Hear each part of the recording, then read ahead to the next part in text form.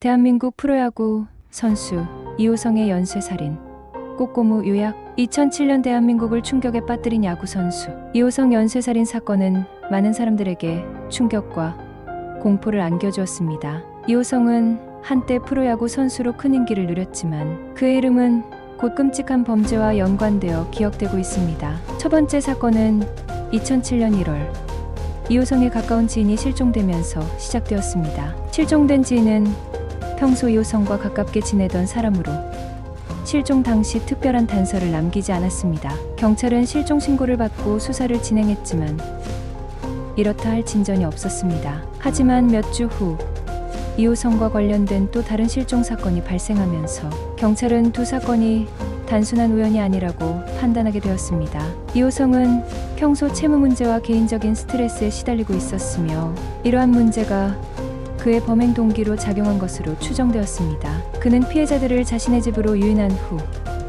그들을 무참히 살해했습니다. 특히 피해자들의 시신은 모두 이호성의 집 주변에서 발견되었으며 이는 그가 범행 후 시신을 처리하는 데 있어 큰 고민을 하지 않았음을 보여줍니다. 경찰은 이호성의 주변인들을 조사하면서 그의 행동에 대한 의문을 품게 되었고 결국 그를 용의자로 지목하게 되었습니다. 사건의 결정적인 단서는 이호성의 차량에서 발견되었습니다. 그의 차량에서 실종된 피해자들의 소지품이 발견되었고 이는 그가 범행을 저질렀음을 입증하는 중요한 증거가 되었습니다. 경찰은 이호성을 긴급 체포했으며 체포 당시 그는 모든 혐의를 부인했습니다. 그러나 경찰이 추가적인 증거들을 확보하면서 그의 범행이 명확히 드러나기 시작했습니다. 이호성은 체포 후에도 범행에 대해 전혀 반성하지 않는 모습을 보였습니다. 그는 재판에서 자신의 범행을 인정하지 않았고 오히려 자신이 억울하게 누명을 썼다고 주장했습니다. 그러나 법정에서 제시된 증거들은 그의 주장과는 달리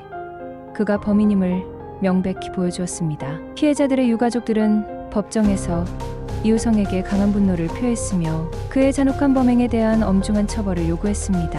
결국 이호성은 재판에서 유죄 판결을 받았으며 무기징역을 선고받았습니다. 그의 범죄는 한때 영웅으로 여겨졌던 인물이 어떻게 인간의 어두운 면에 빠져들어 끔찍한 범행을 저지를 수 있는지를 보여주는 사례로 남았습니다. 이 사건은 대한민국 사회에 큰 충격을 주었으며 프로스포츠 선수의 이미지에도 큰 타격을 입혔습니다.